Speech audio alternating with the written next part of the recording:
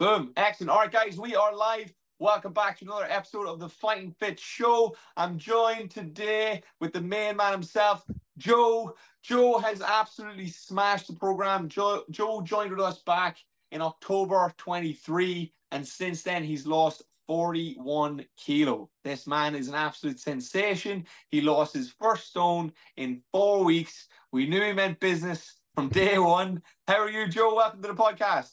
I'm good. I'm good. Thanks for having me.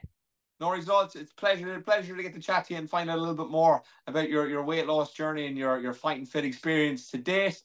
So October 23, it's been 11 months and you've dropped your body fat from 46 to 26%. Absolutely insane. What is your secret? Um, I mean, yeah, I don't know if there's a secret. It's just kind of doing what you're told. Um, looking at the numbers, I really like looking at the numbers. I don't hyperfixate on writing. It's just I like the fact that I put numbers in and I get numbers out, and it's kind of straightforward like that, you know. Interesting. Um, Yeah, brilliant. And obviously numbers, not feelings, can be a lot easier to process. Yeah, 100%. Like I started off weighing myself every day, and I freaked out at the very start because it was going up and then down and down and then up again. But I realized if I weigh myself every day, I kind of desensitize myself to it. Excellent. So yeah, it's just a number in the morning and that's it. But if you zoom out, you can see kind of your progress. Make sure you're going in the right direction. Big time. So obviously you're weighing every day. That's kind of a habit that you're doing. What's the process then? So obviously you're basically pointing out that you're not, even though you're super aware of it and you're tracking it, you're again trying to desensitize, trying to not make it a big deal. What did you make a big deal, or what did you focus on? Where was your kind of energy and yeah, where was your mental energy going? Like kind of at the start, it was getting out uh, on the steps, getting over the initial hump, getting the motivation going, getting the discipline going, getting the kind of the momentum going at the start, and that kind of carries you through all the rough little patches that you try to ignore, and then once you're past them all, you just keep going, and it becomes a habit, and you don't even have to think about it. Excellent. So it's kind of like pushing through, I don't know, syrup, and then you get into water. It kind of gets Pushing through easier. syrup and then you get in the water. I like it. That's good. Yeah, it is. It's 100%. Another way that I've kind of heard it described is imagine you're rolling a giant boulder. That initial inertia, and then it kind of starts flowing. That's very, very on the nose there. Fair play to you, Joe. Good stuff. And so, what were the habits that you were kind of focused on initially? To start with, it was kind of getting out for my walk every day. Yeah, I started in October and it was quite wet. And even though it was raining and horrible and I didn't want to do it, I forced myself to do it and get get those steps.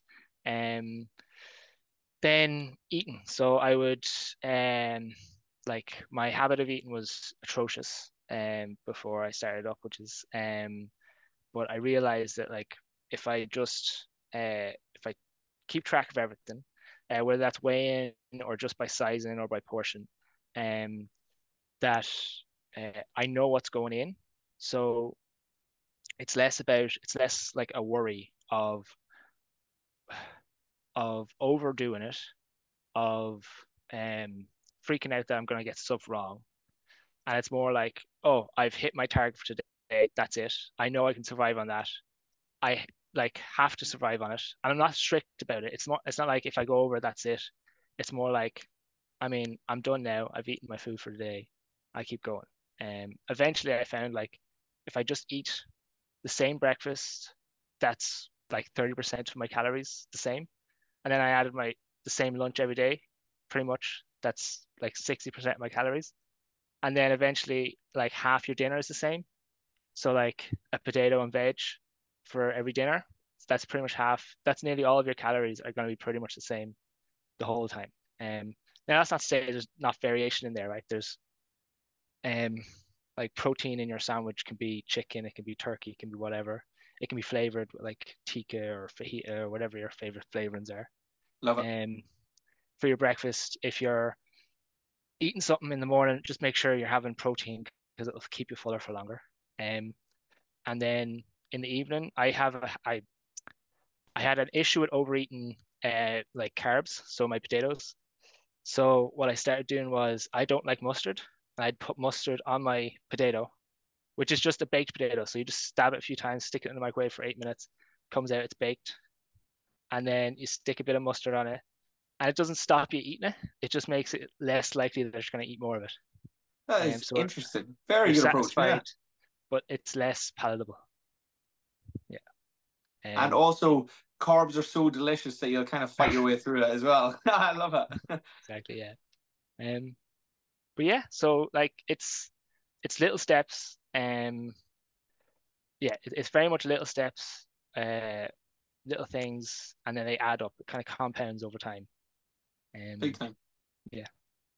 And so, what was the kind of what was a what was the biggest obstacle for you in terms of nutrition, moving away from your old habits and kind of making that shift? Because obviously, just making a decision, it's all well and good to be able to say, "Oh, I'll just stick to my calories." Like, how did you make the shift?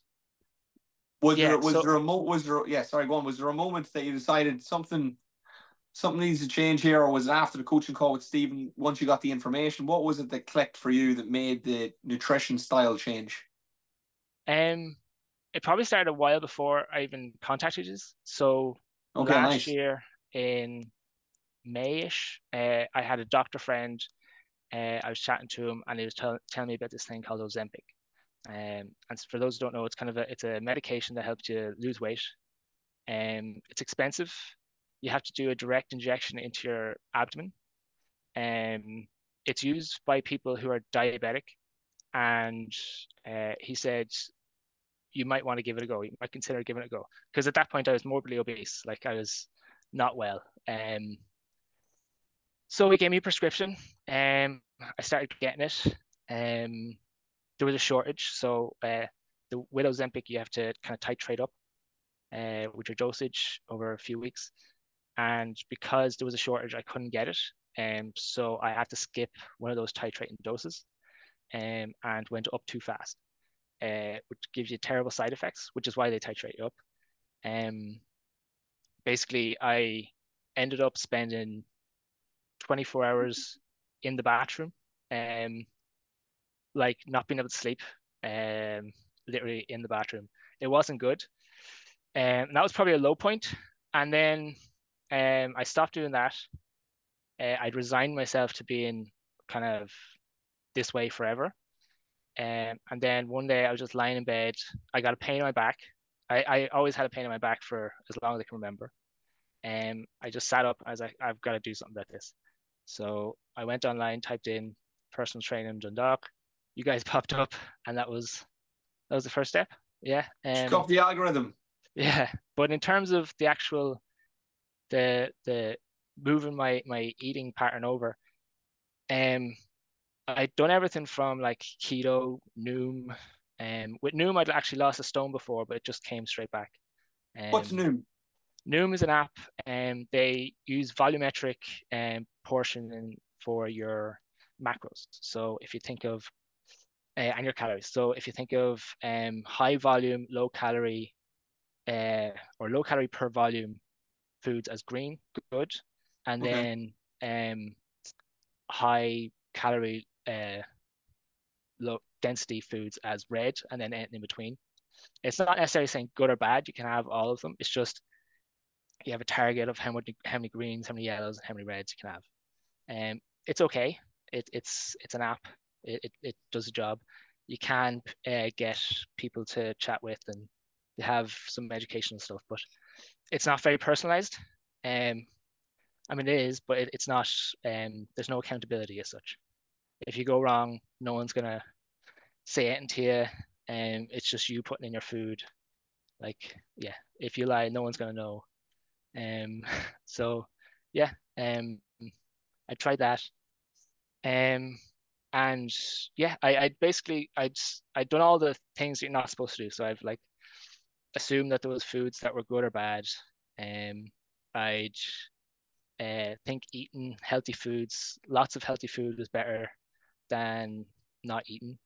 I had some shame around food. So like eating at parties or at social events, like I'd consciously be refraining from eating even though I was hungry because you associate like, oh, if you eat all the food, someone's going to look at you and be like, of course he ate all the food. He's the big guy. So you kind of get into all these mental patterns. And it's not a good way to be. Yeah. And then I joined with you guys, and you guys you just have the whole community set up. You have your coaching calls, which are great. You have a whole meal plan if you want to use it. And yeah, I ended up just realizing that if I have my set meals, my macros for each meal, if I space them out where I don't get too hungry, um, and I have them kind of regularly, and then I get my sleep and I go to the sessions during the week, I get progress. And yeah, I just realized that that's it. That's all you do. You follow the plan, you do the plan, and it happens. Which is nuts. That Like, is nuts. yeah, like for years you're just like, oh, I'm the big guy. I'm always going to be the big guy. And then someone gives you a plan, you do the plan, and you're no longer the big guy, which is Yeah. it's it's insane. And now with all your weightlifting and gym work and protein, the big guy will be a good thing. You know, what It'll you're be a good looking to thing, probably be exactly. the big Yeah, guy in the gym now.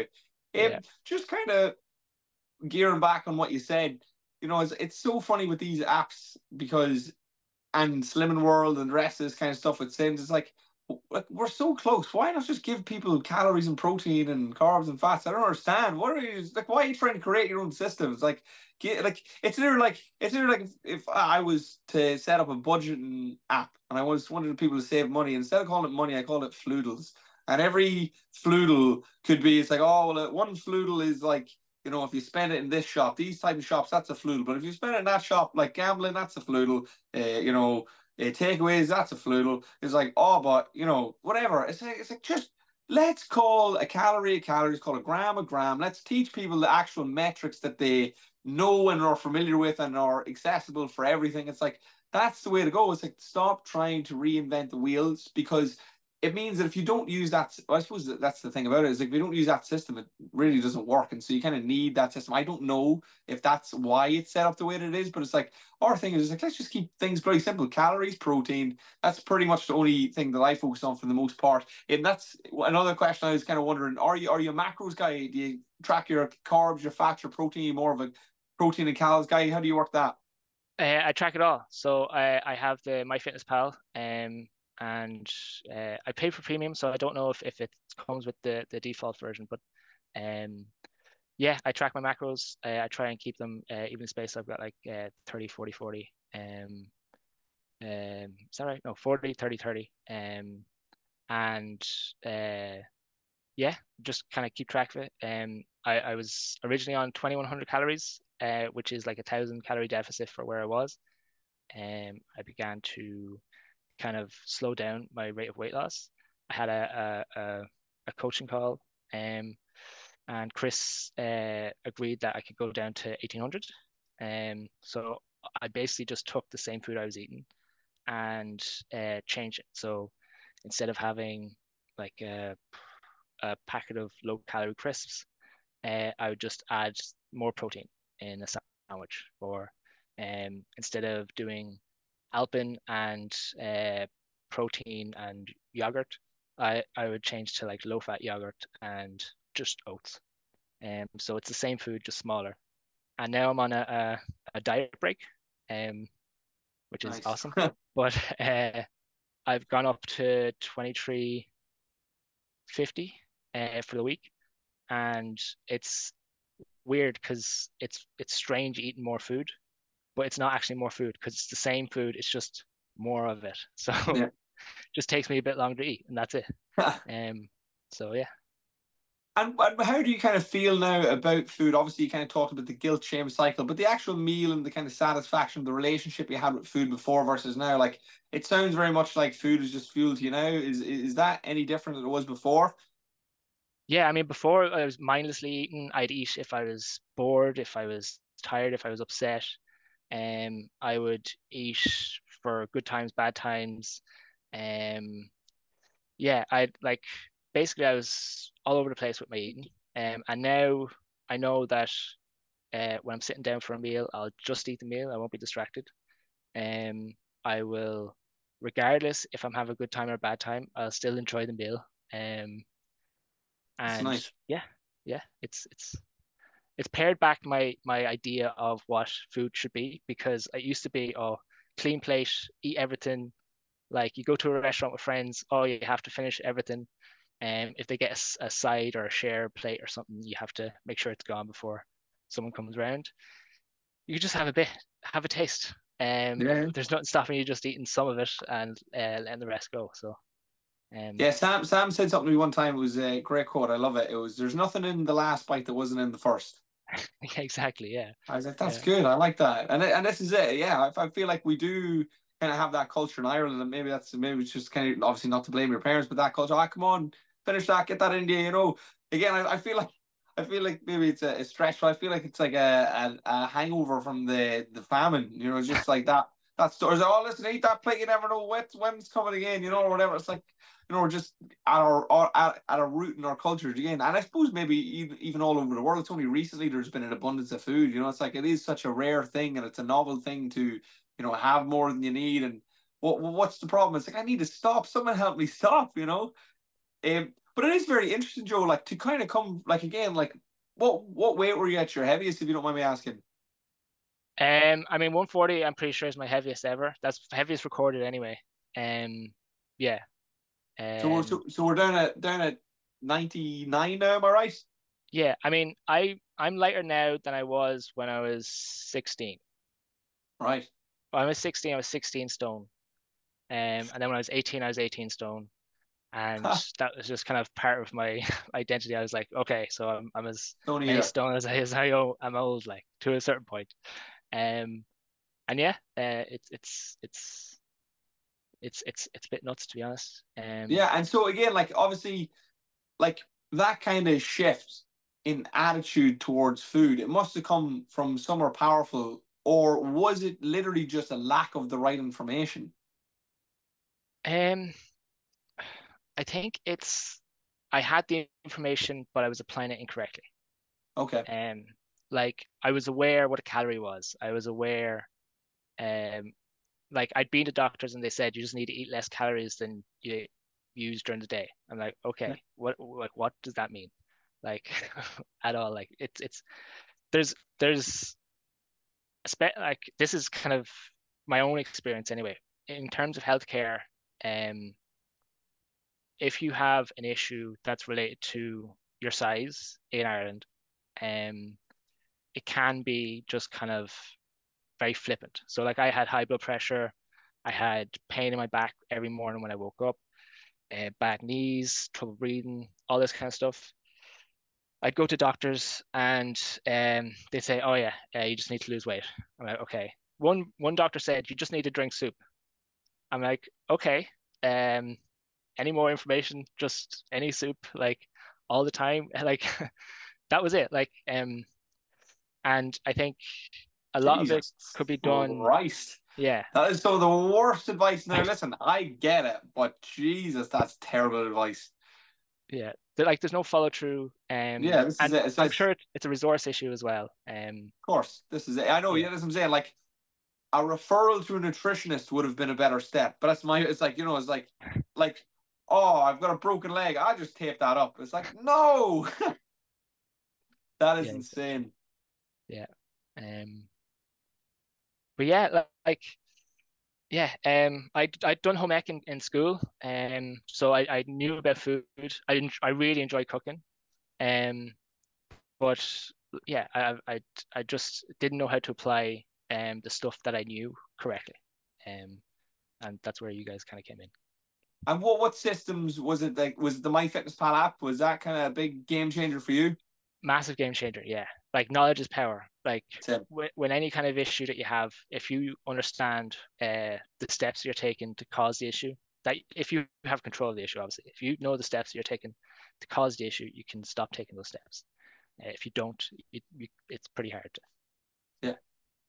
And I feel like, again, systems are so important. Like, it's all well and good. Like, for like, I heard another cool kind of idea on Joe Rogan. It was a guy called Sad Guru, and he was kind of talking about, like, there's a screw in this table. Like, you try and take that screw out with your hand, and you're gonna have a very sore hand or sore fingers.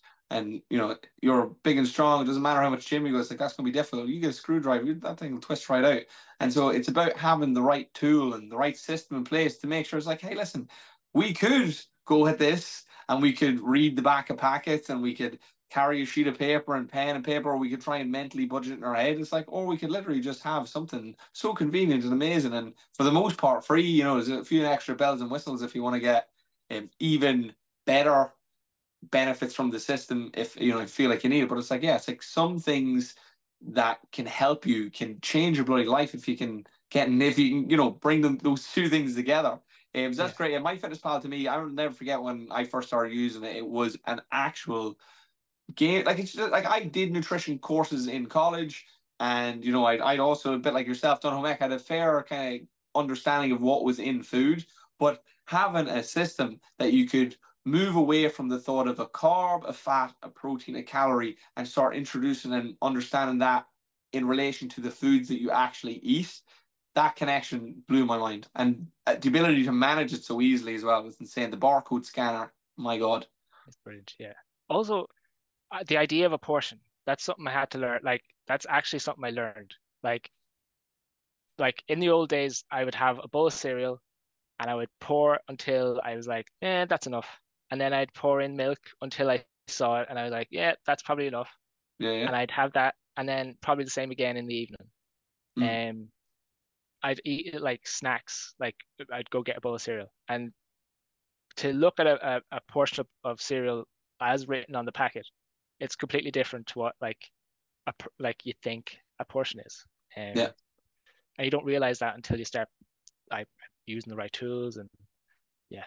It's kind of the same when people are making drinks for themselves at home. It's like, the unit of vodka in the bar is very different to the one at home. It's like, yeah, you're triple unit it. And then people do the same thing with food. It's like, yeah, it's like that. See that cereal you're eating, that's about 3 times the amount of what is on the packet. Not to say that that's right or wrong, because it's all context dependent. But it's like, yeah, probably need to calm down your portions. Just again on that kind of portion size that you're talking about, like something that I did recently, and to anybody listening who really is an arse tracking calories or macros, is like, listen, if you're getting X results, if you're mindful enough, just go, okay, this is my portion of cereal. I am currently gaining weight.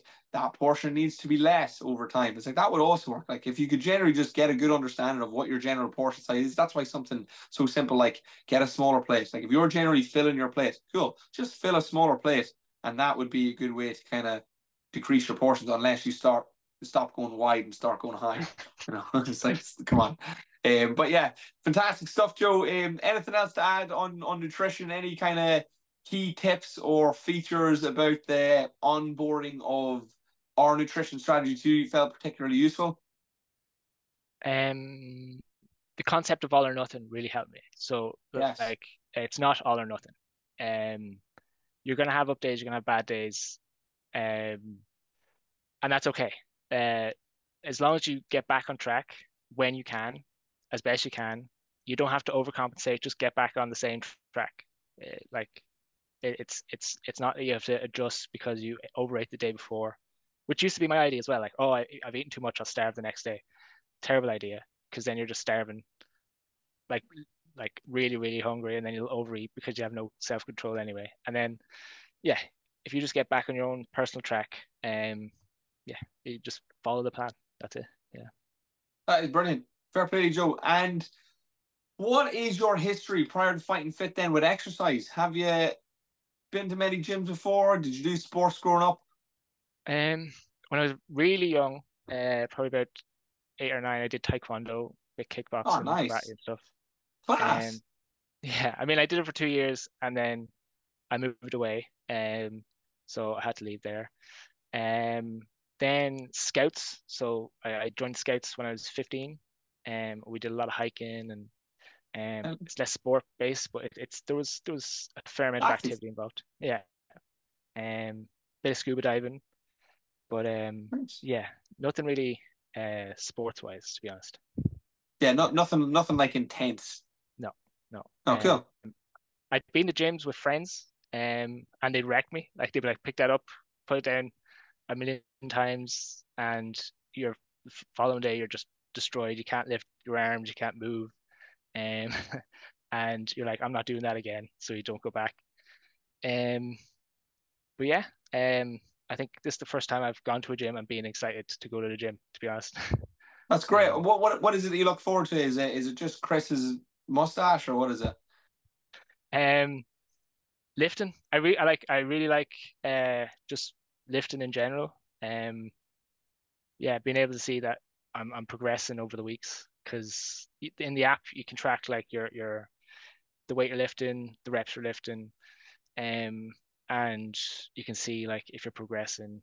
If you're not progressing, that's fine. Like small steps, that's it. Like, but yeah, being able to track your lifts and see them getting bigger and stronger, like yourself getting stronger and bigger, because like it'd be hard otherwise, I think, to Oh see any yeah, progress. Like, if you were showing up every day and not making progress, I can imagine that would be soul destroying. yeah, yeah, And again, your nutrition has an awful lot to answer for in that regard as well, because obviously, like something I always like to say is like training is actually quite bad for the body. It doesn't like it at all. It's quite stressful. It is actually the recovery where the magic happens. You know, it's the sleep, it's the nutrition, the actual fuel coming in that goes, okay, boys, tonight when he's asleep, we are going to work. We are going to make some repairs, or obviously again, just throughout the day or whatever. But it's super, super important that you recover well from your sessions to make sure you're actually making progress. But you're a numbers guy, and so the numbers are kind of what you're chasing out at the minute. exactly, yeah, yeah. Brilliant. Chris was saying you're getting pretty strong, and you're after, well, probably a fair wee while ago. You probably missed the last testing phase, and you're a I bit, did, bit under the weather. yeah, yeah. But the time before that, I think you deadlifted 145. No, it was 140. I went for 147 and a half, and I didn't get it. But I think 140 is my max. All right. So I should have gone up maybe maybe it a was giving smaller. me an estimation of 145. Yeah, yeah. Interesting. And big gains in terms of mobility and flexibility as well. As the low back pain gone?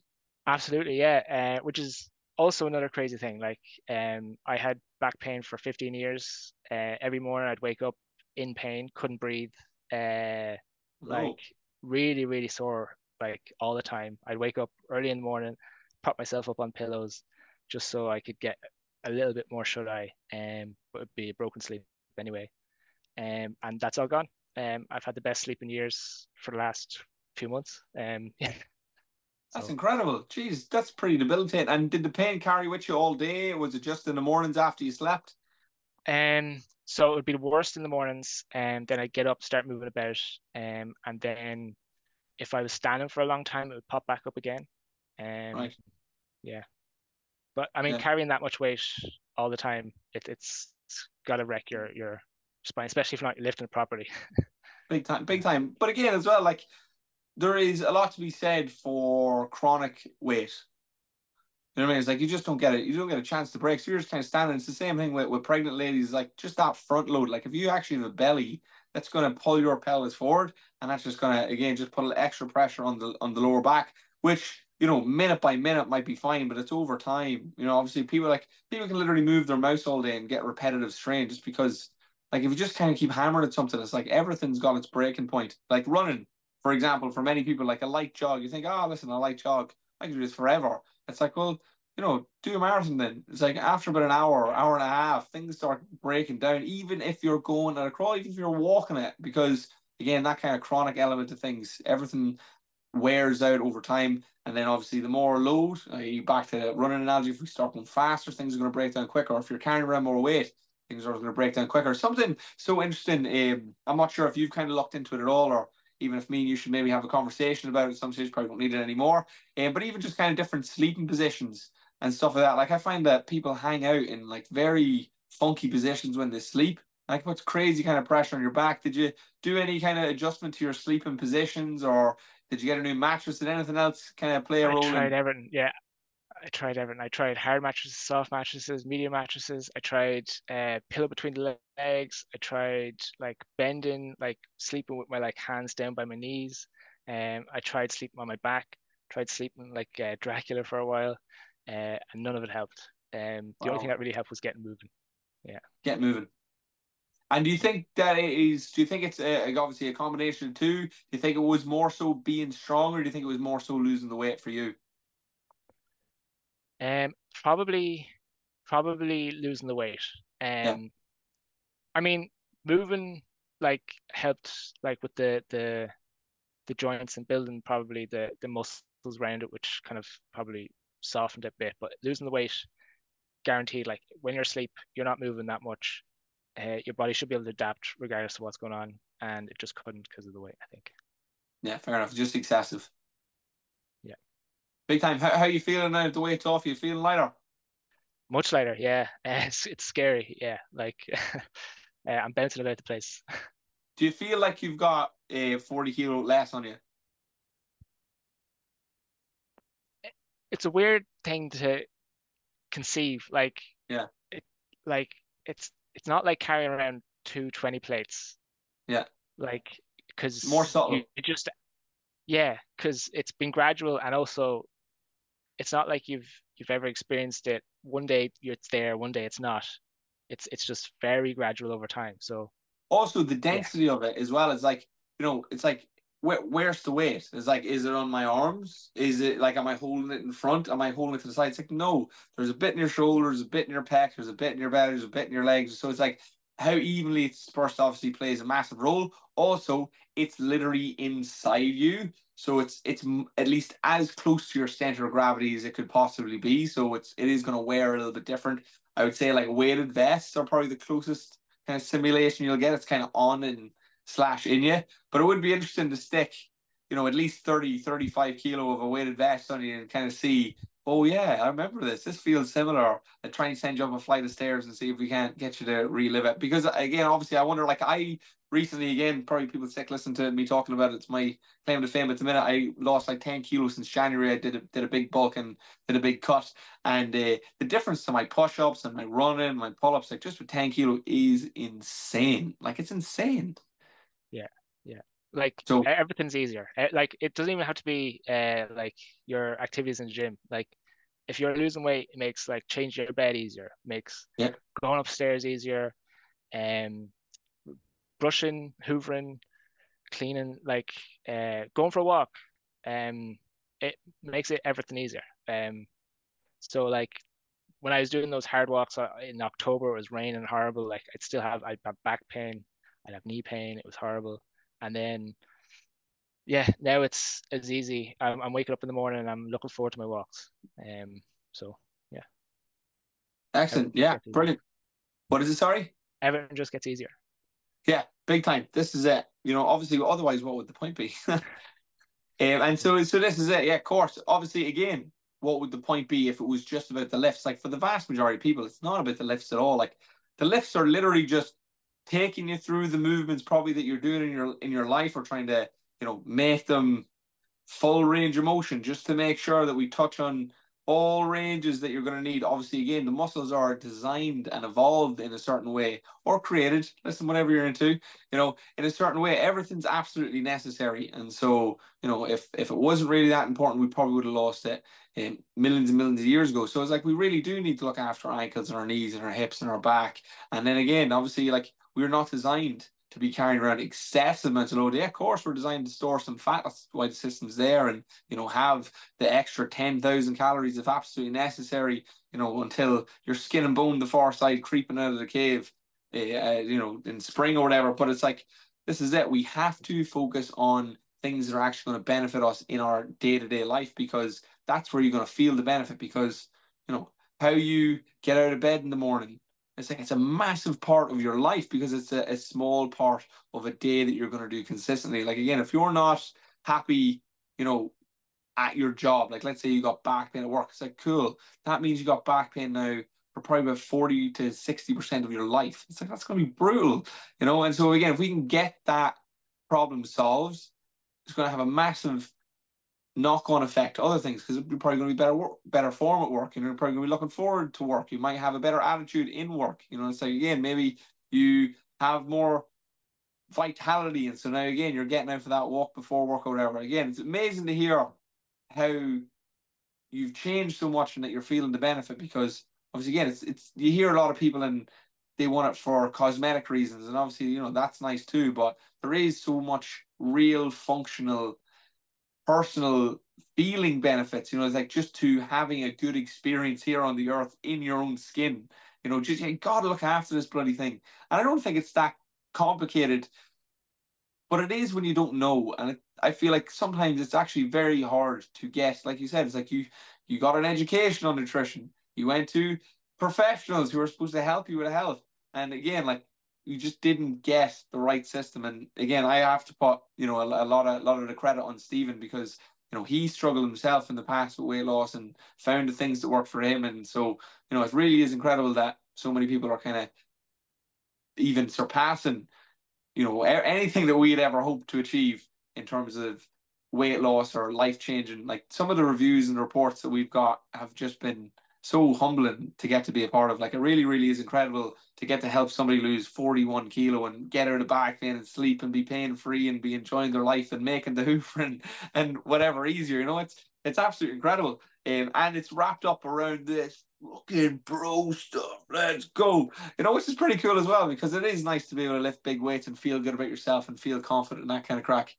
So enough of me rambling on. What's the current project for you? What are you working on now? We're 41 kg down. How long do we have left? What's the plan? Where do we go from here? You're on a diet break at the minute.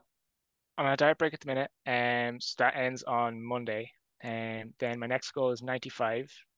I'm Nice. planning on doing the Project Underdog, so I want to get down to sub 91 before the fight, so I'm not heavyweight. But I don't know how the matching with people goes, but it'd be nice to be a bit leaner, and hopefully get my fat percentage down to a healthier level by then. Yeah, you're definitely going to want to be as light on your feet as possible. Obviously, all those benefits that you felt, you know, it's like if you still have weight to lose, you're going to feel even more so again. So, you know, we can still get that same thing. You're like, oh, I can't believe I felt good at 99 or whatever. You know, it's like, fuck, you know, I really feel like a whippy wee thing. But again, in the ring, all the little things matter. Like you see all the cyclists, like they're literally trying to get the weight of the bike down. They're trying to get their weight down. They're trying to be more aerodynamic. It's like, you know, once you kind of start getting into sports, efficiency matters. And so you're going to just want to feel like you're not carrying around the weight, because every step you take with every extra kilo that you're carrying around is obviously going to fatigue you that a little bit more. So great that you've got a sport goal now and the pressure's on a little bit. Are you going to change your approach, or are you just going to hold strong? I mean, it's been working, so I think I'm gonna hold strong for now. If it gets closer to time, and I can get my muscle mass up during training, I think that'll be the big test, to see if I can, yeah, get to where I want to be. I would say for yourself, if I had any advice at all for increasing the speed of your weight loss, I would say possibly just increase your cardio a little bit. You know, increase your need a little bit. I wouldn't be doing anything too extreme, because you're already operating, like I said, on like a 1,000 calorie deficit there or thereabouts. It's like to just again even start doing the white collar training is probably going to be a step up in activity anyway. It's just going to be a lot more cardiovascular based, running around, jogging, jumping jacks, the actual boxing drills and training itself. It's going to be all pretty cardiovascularly focused, let's say, or that's going to be the main system that you're using, and that's the style of the training, is that kind of long, slow, with high intensity bursts. Really, really cool. It's great fun. I'm getting excited talking about it. But that would be, again, just that increase could be good enough to increase the weight loss. And again, just kind of looking at that neat, you know, as well. It's like if I could, you know, park that a little bit further away, start looking at those corners too, and then in an absolute pinch, you know, going, you know, maybe I could do a cardio focused session on a Saturday just to crank out a few extra calories, but nothing extreme. I wouldn't yet be doing anything drastic, because you already are on the right track. You're already building up the consistent habits. So that's amazing, Joe. Good stuff. Are you looking forward to the fight? Yeah, yeah. I don't know how it'll go, but it'll be fun. It will be. It'll definitely be interesting, and no doubt about it, it'll be a unique experience if you've never kind of stepped into a ring before, and the pre-fight kind of mentality and mindset and the nerves and the excitement and the build up. It's really, really, really, really cool. And as a coach, as a I suppose thinking about it now, I suppose that's what most boxing coaches feel like. So like the fact that we all know you guys and to be there, like kind of coaching you in the boxing ring is such an incredible experience, because you can really see the people taking it all in, and you're in such an emotionally charged position that it's so rare that you're ever that emotionally charged, that the peaks are so bloody high. And if you can be kind enough to yourself, because again, it's only a white collar, that you can separate the result from the effort and just kind of enjoy the experience, like it's all win. As I said, like everybody's friends, everybody hugs at the end of it. If to answer your question about how the matchmaking works, is generally how it'll work is it will be based off thereabouts weight. Like we're not going to have weigh-ins, so oh, Joe's 94.3, fantastic, you made the cut, and your opponent's 91. It's like, yeah, listen, guys, these are similar enough that it's not really going to matter too much. The bigger focus will be that as the training camp kind of progresses on and we start reaching maybe weeks, maybe even 4, you'll start doing some, maybe even sooner, but maybe week 3, probably no earlier than that. Week 3, 4, 5, that's kind of when the light sparring will start. You'll start getting used to kind of getting some contact in the face, which can be a bit of a shock to the nervous system, not because the punch was particularly painful before, but it literally is just a shock. It's never happened like that before. It can be. Everyone has a plan until they get hit in the face. But I mean, I'm not sure if you've any personal experience with actual shock, like how people, define that. It's like, oh, you actually got genuinely scared, like there was a car crash, like you don't know how you're going to react until you're in that situation. And so obviously, again, that's why you start light. It's like, oh, all right, okay, all right, that's what it feels like. And another one is like people actually hitting people in the face can also, get a little bit timid and frightened by it, let's say. What it is? It's a very, very unique experience. But again, much like you said with the weigh-ins, you get conditioned or deconditioned to it, desensitized to it. And so, it becomes more so eventually in the end, it's like points. It's like someone scored a goal. Your body turns into a net. It's like, don't touch that. And it's got this kind of pair of like, oh, as well. It's such an amazing, and also in the background, fuck, how much gas is left in the tank here? And it also is like, do I remember my technique? Am I losing the head? It really is so bloody cool and so exciting. So yeah, obviously you've got that to train for. You're kind of focused on weight loss for that and getting dialed in for that. So right back on track. When does the diet break end? Sorry. Monday. Monday. So what was it? Just a week? 2 weeks? Just a week. Yeah. Just Just a wanted week. to see how it went. I managed to hit right on maintenance first try, so not so bad.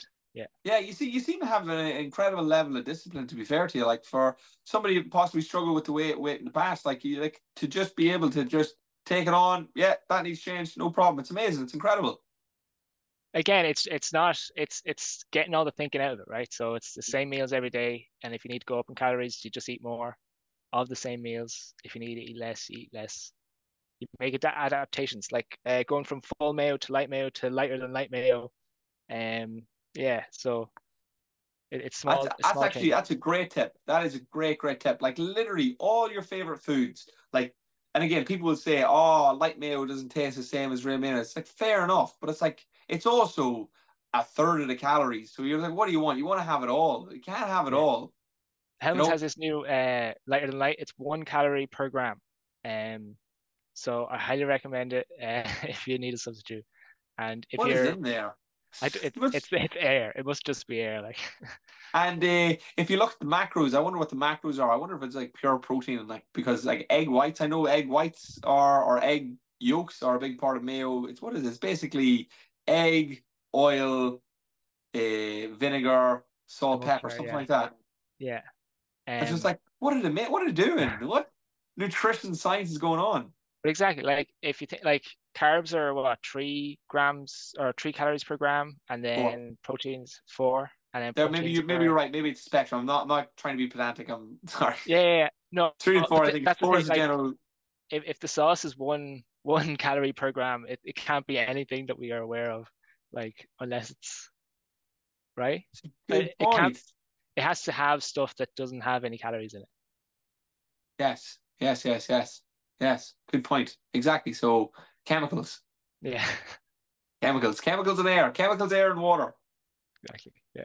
Interesting. But again, yeah, like I said, so a big key is to find out as many foods like that you can replace. And again, yeah, like people might then start going, oh, well, that's not healthy. This isn't healthy. That kind of stuff. It's like I find what is more important about health for what the science shows is it's what are you not taking in? It's like people always want to focus on like, don't eat that, that's bad for you. Don't eat that, that's bad for you. Don't eat that, that's bad for you. It's like, no, no, no. My shift needs to be eat this, that's good for you. Eat that, that's good for you. Eat that, that's good for you. And then what really matters is like, okay, so all that's good for you so I can eat as much as I want. No. So now we need to get the portion size correct. And so it's like, right, okay, in relation to your goal, how many calories do you want? How many calories do you need to move towards that? We want to include as much of those foods as we previously stated. It's like include this, include this. Well, what about this? Is this not like off the plan or whatever? It's like no, just eat it in the right amounts too. We can include it. Now, it comes at an opportunity cost of not eating the other thing. But if we only eat the other thing, that may ruin our ability to adhere to diet. That's generally why we start to increase all or include all the foods that we generally like. So yeah, so we're on a diet break anyway. You're happy enough that you're going to keep cutting weight. We're training for the white collar. What else is coming up for you? What else are you working on, or do you have anything to add Uh, on that? 80 kilo bench. Nice. I want to get up there. It actually clicked in my last bench session. The kind of posture and the the the kind of I don't know Powerlifting setup. yeah, but also the line of the bar, the way the bar moves. I Okay. was kind of every time I kept losing it, it was too far forward, too far straight, and now I've kind of understood it kind of goes in an arc, and I'm starting to get kind of the hang of it. So I'm looking forward to building that up. Excellent. So bench press and boxing. Yeah. There are two projects. What about running? Much of a runner? Are you including running in your training now? Are you just more of a I walking guy? haven't How you? yet. Chris told me to wait until I got a little bit more light just to save my knees.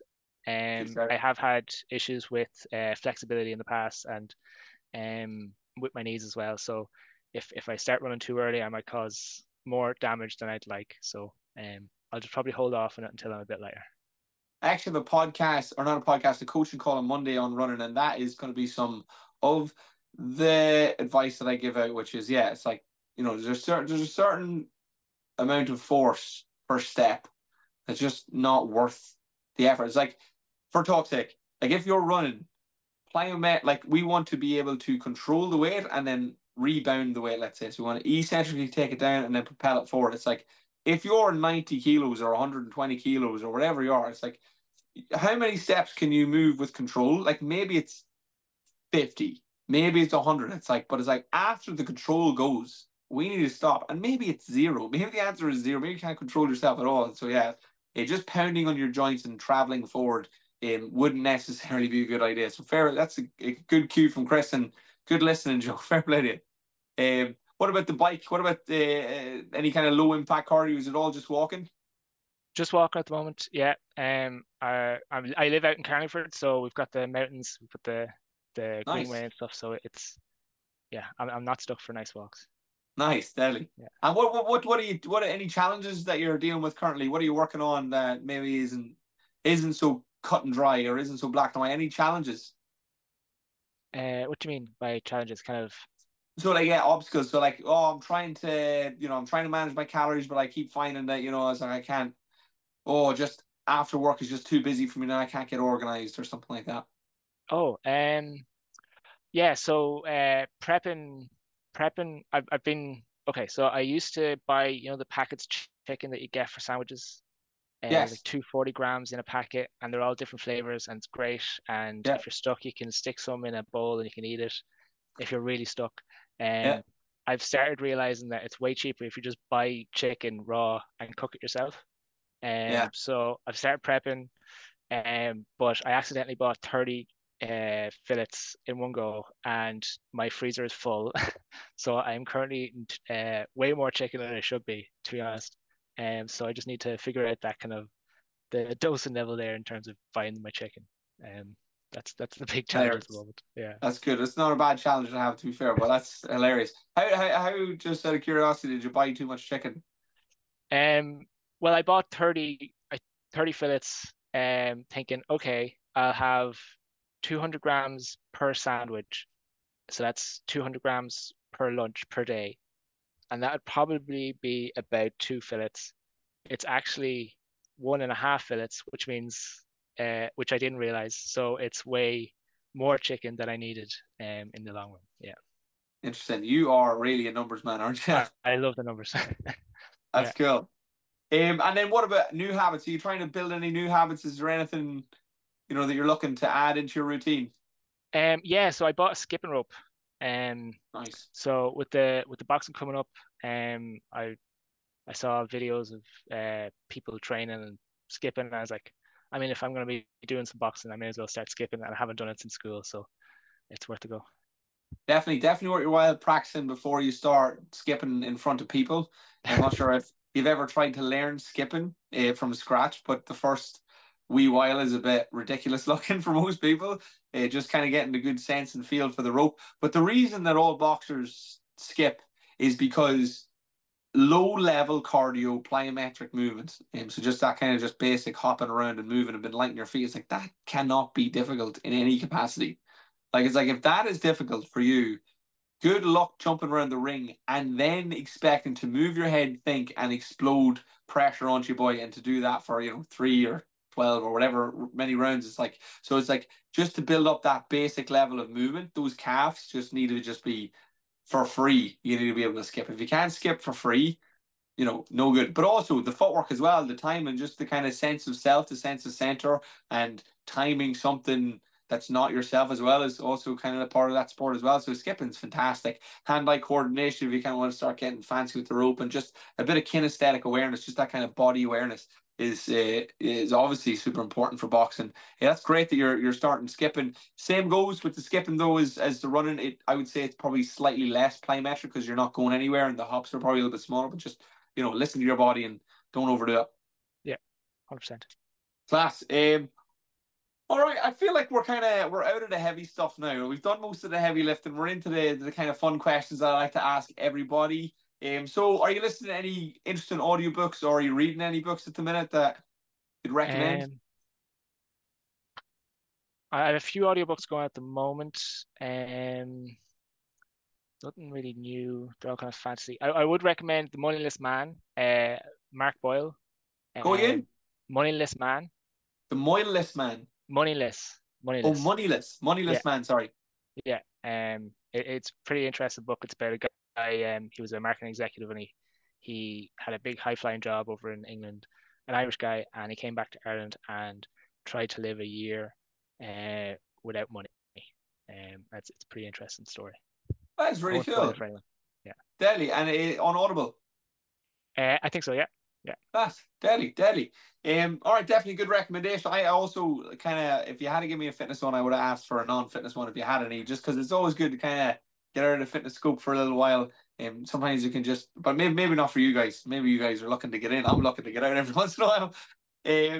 Let me see what else. Did you take progress photos when you started? Have you taken recent ones? How do you feel about them? I haven't taken recent ones. I don't have any clothes that are tight enough to be able to show off my progress. Take your So top off. um, no, but like it's like I've gone down 10 inches in my waist, and 3 sizes in my t-shirt. So I don't have anything that is tight enough to be able to show off the difference between before and after just yet. Yeah, Yes, cool, so I okay. need to go buy some. Yeah. Deadly. Also a common one is that same shirt one. It's like you just wear the same shirt, and over time as it gets more and more impressive. That's interesting. Um, yeah. All right. So next one, as thank you for jumping on the podcast. I will throw your favorite workout song on the playlist. Doesn't matter what it is. What do we got? Favorite? Are you sure? Because it might not be a good taste of music, like. Well, Um, here's what I would say as a suggestion. As long as it's high energy.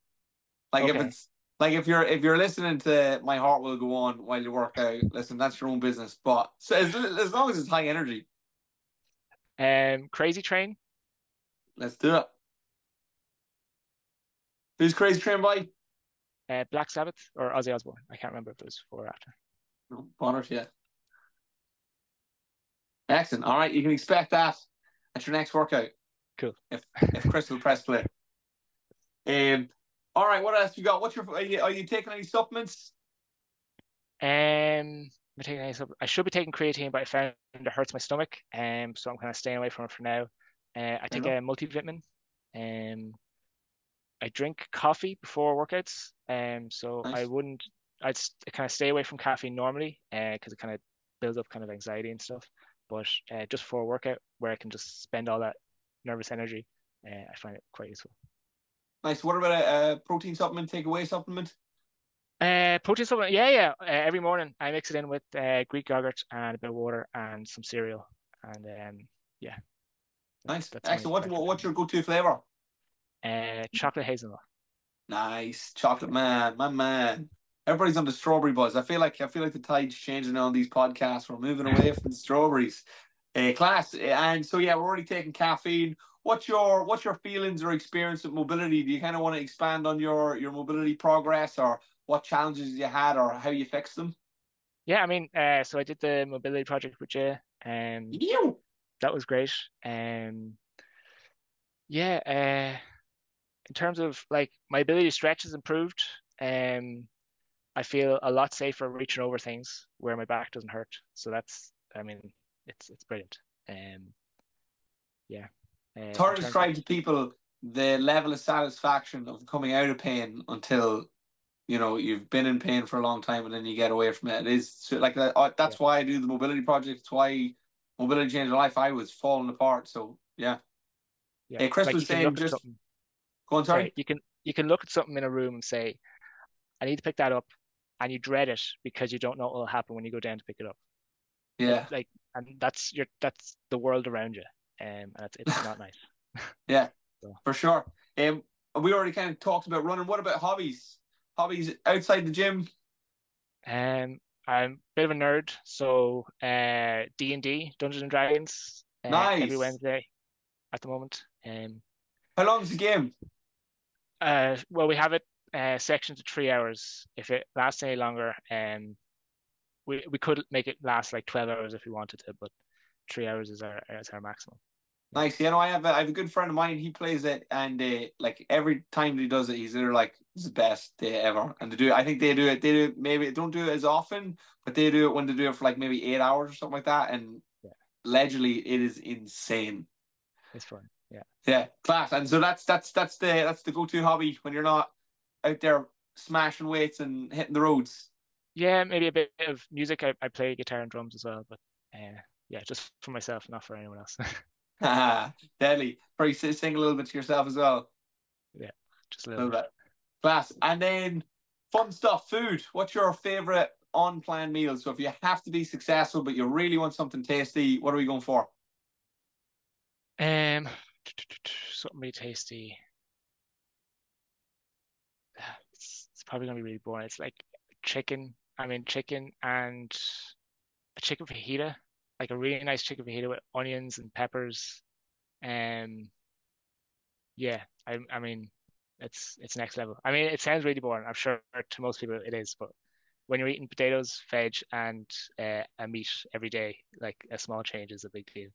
So True. Also, it depends. Like, listen, I've had many fajitas, and not all fajitas are made the same. yeah. So I wouldn't mind getting around for your fucking favorite fajitas. No bother to you. And then our last one. Then, what about off plan? You want to treat yourself? You're having a bit of a diet break. Have you had any cheat meals? What is your favorite if you do go for one? If I do go for one, it'd be pizza. Like absolutely. Pizza. Yeah. Or a massive burger. I plan on going for Bunsen at the weekend. So AC/DC is playing tomorrow, so I'm heading down to Dublin. Meet Deadly. friends. We're going for Bunsen. So that'll be my one little cheat meal for the diet break. Class. Yeah. Deadly. And favorite place to get pizza? What's the pizza you're getting? There's a spot over in King's Court called Tigan Paddy's in Cavan. Nice. It's the best pizza I've had in Ireland. Yeah. Big claim. There you go. Shout out to those guys. And then our last one, Joe, before we wrap it up, there's somebody out there maybe they're just like you prior to kind of joining Fighting Fit, prior to making a decision to make the change. You know, they're on the fence. Maybe they want to do it. Just need an encouraging word. What would you say to them?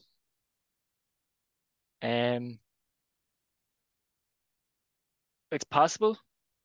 It will take time, and it's up to you. But it's worth it. Awesome. Words to live by. Joe, you're an absolute gentleman. Chris said, just to kind of wrap it up here, Chris said that you are literally one of the bakers. For those guys who don't know what a baker is somebody who, once you give them a recipe, they follow the recipe. I was asking Chris in preparation for this call, I was like, tell me some things about Joe. You know, what is about him that makes him so successful? He's like, Joe does what I tell him to do. And so again, there's a lot to be said for actually looking for good advice, and then once you get the good advice, putting it into practice. And Joe, you're a living testament. The Fighting Fit program works, and the coaches have some gumption of what we're talking about.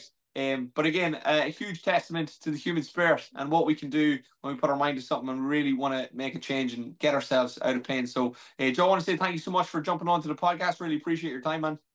Thanks for having me. It's always a pleasure. And guys, thank you so much for the guys listening at home. If you like this podcast, and it's your first podcast, there is many more here on the YouTube channel. If you like these videos, please give this channel a little subscription. You can hit the notification bell. You get a notification when we release a new video or a podcast. We're on all the socials. You can get us on Instagram, you can get us on Facebook, you can get us on TikTok. And also, if you are interested and you want to join up, you can get us on our website, www.fightingfitnation.com. And we will leave it there, guys. Thank you so much. We'll see you in the next one. Peace.